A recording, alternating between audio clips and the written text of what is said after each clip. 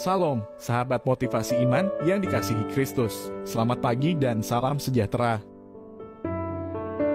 Pembacaan Alkitab hari ini terambil dari 1 Tesalonika pasal yang keempat ayat yang ke-9 sampai dengan ayat yang ke-12.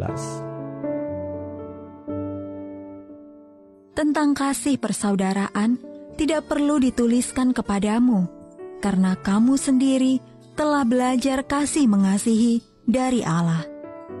Hal itu kamu lakukan juga terhadap semua saudara di seluruh wilayah Makedonia. Tetapi kami menasihati kamu saudara-saudara, supaya kamu lebih bersungguh-sungguh lagi melakukannya. Dan anggaplah sebagai suatu kehormatan untuk hidup tenang, untuk mengurus persoalan-persoalan sendiri, dan bekerja dengan tangan, seperti yang telah kami pesankan kepadamu. Sehingga kamu hidup sebagai orang-orang yang sopan di mata orang luar, dan tidak bergantung pada mereka. Ayat mas renungan hari ini terambil dari 1 Tesalonika pasal yang keempat ayat yang ke-11 dalam terjemahan bahasa Indonesia sehari-hari. Berusahalah hidup dengan tenang dan tidak mencampuri persoalan orang lain. Hendaklah kalian bekerja, mencari nafkah sendiri. Judul renungan kali ini, tidak mencampuri persoalan orang. Sahabat ODB, bertahun-tahun lalu, saya sedang berjalan-jalan menyusuri jalan setapak ke atas gunung bersama Josh, anak lelaki saya, ketika kami melihat kepulan debu di udara. Pelan-pelan, kami mendatangi sumber kepulan itu dan menemukan seekor musang sedang membuat sarangnya di dalam tanah.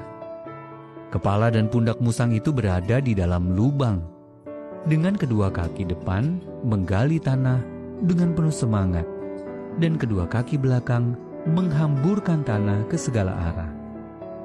Karena terlalu asik dengan pekerjaannya, rupanya musang itu tidak mendengar kedatangan kami.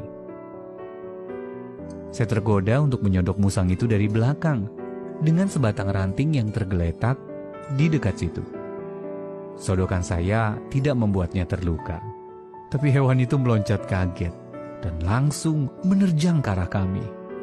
Saat itu juga Josh dan saya lari terbirit-birit menjauhi si musang yang marah. Saya belajar sesuatu dari keisengan itu. Ada kalanya lebih baik kita tidak usah mencampuri urusan orang lain. Pelajaran itu pun berlaku dalam hubungan kita dengan saudara-saudari seiman kita. Kepada jemaat di Tesalonika, Rasul Paulus berkata, "Berusahalah hidup dengan tenang dan tidak mencampuri persoalan orang lain. Hendaklah kalian bekerja mencari nafkah sendiri."